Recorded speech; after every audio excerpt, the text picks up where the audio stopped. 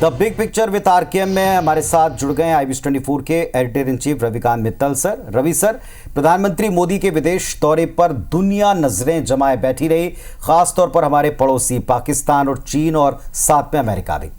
पहले रशिया फिर ऑस्ट्रिया, इन दौरों में प्रधानमंत्री मोदी ने जोर देकर आतंकवाद का जिक्र छेड़ा, उनके फोकस में विश्व शांति का टॉपिक दिखा। क्या कहती है बिग पिक्चर?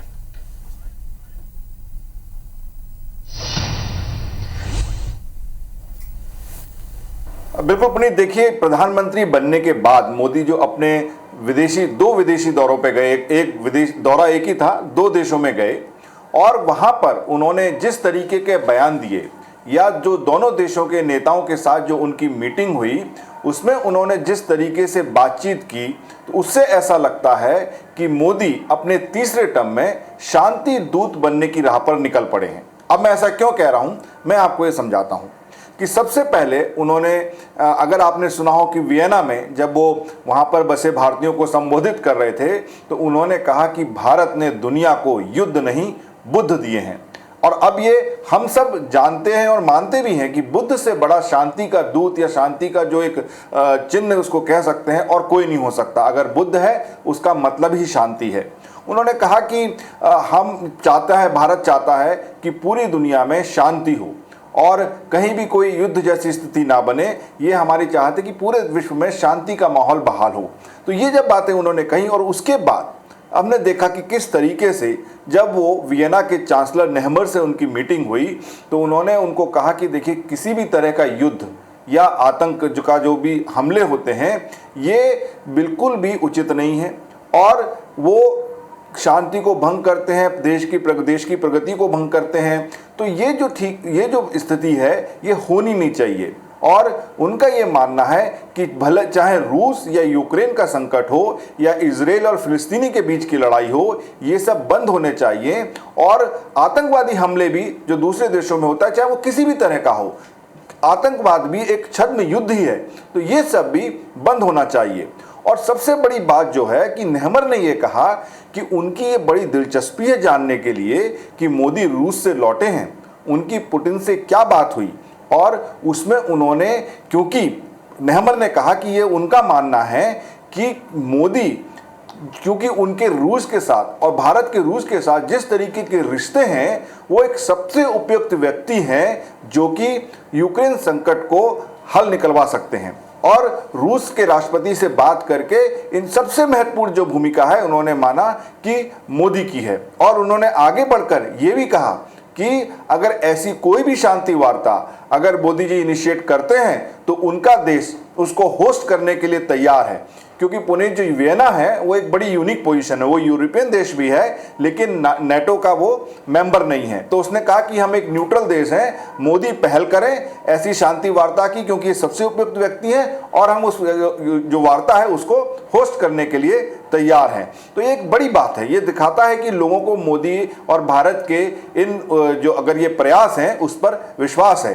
अब हम थोड़ा सा पीछे चलते हैं। रूस, जब रूस में मोदी राष्ट्रपति पुतिन से मिल रहे थे तो अब हम सब ने सुना कि उन्होंने ये साफ साफ कहा कि बम, बंदूक और गोलियों के बीच शांति वार्ता नहीं हो सकती। जब किसी भी युद्ध में या आतंकी हमले में बच्चों और निर्दोषों की जान जाती है तो दिल छलनी हो जाता है। और जो अगर हमें यूक्रेन संकट का हल निकालना है तो वो केवल बातचीत और कूटनीति से हो सकता है। उन्होंने कहा कि अगर दुनिया को तरक्की करनी है, प्रगति करनी है, या अगर हमारे युवाओं के भविष्य को हमें देखना है तो वो केवल शांति से ही संभव है। आप देखिए कि पुतिन के सामने बैठकर ये सब बोलना एक बड़ी बात है, क्योंकि कई एक्सपर्ट का ये मानना है कि ये एक हिम्मत वाली बात है कि जो देश जिसने युद्ध छेड़ा उसको आप ये सब बता रहे हो, क्योंकि उससे एक दिन पहले ही एक हमला हुआ था हॉस्पिटल के ऊपर जिसमें बच्चों की मौत हुई थी। तो ये सारी बातें एकदम खुलेआम, साफ सफाई, एकदम साफ गोई से कह देना, ये दर्शाता है कि मोदी इस बात को मानते हैं और बिल्कुल इस चीज़ के वो कन्विंस हैं कि शांति होना चाहिए। और इसके लिए वो कोई भी प्रयास, और उन्होंने ये कहा पुतिन को कि अगर इस शांति के लिए कोई भी योगदान अगर भारत की तरफ से चाहिए, मेरी तरफ से चाहिए, तो हम देने को तैयार हैं। और पुतिन ने इस चीज़ को एक्नॉलेज किया। उन्होंने कहा कि मैं मोदी को धन्यवाद देता हूं उनकी ये जो कोशिशें हैं यूक्रेन युद्ध को समाप्त करने के लिए। तो ये चीज़ बताता है कि मोदी जो हैं अब विश्व में शांति की बात करने लग गए हैं। एक बिग पिक्चर वो ये दिखाने लग गए हैं कि देखिए भारत जो है वो शांति दूत है, या मैं जो हूँ शांति दूत की तरह काम करना चाहता हूँ, और दुनिया में जहाँ भी कॉन्फ्लिक्ट है, जहाँ भी युद्ध है, वहाँ मैं शांति करना चाहता हूँ।